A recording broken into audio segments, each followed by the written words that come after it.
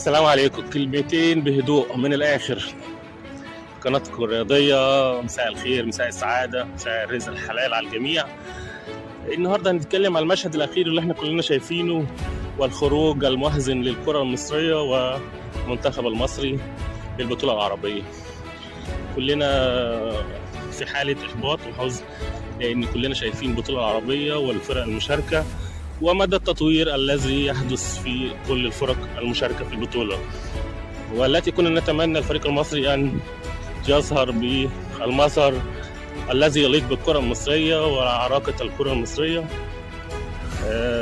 ولكن هناك أخطاء كثيرة من كل منظومة اللعبة وكل المسؤولين الذين أداروا هذا الملف والمشاركة في البطولة العربية، وعدم الاستعداد الجيد في تلك البطولة.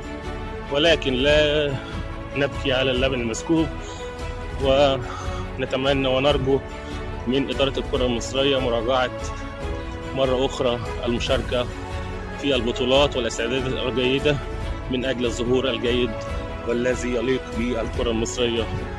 ونتمنى رسالة توصل للمسؤولين والجميع. تحياتي لكم، أشكركم، وإلى اللقاء وحلقة جديدة من الآخر. السلام عليكم.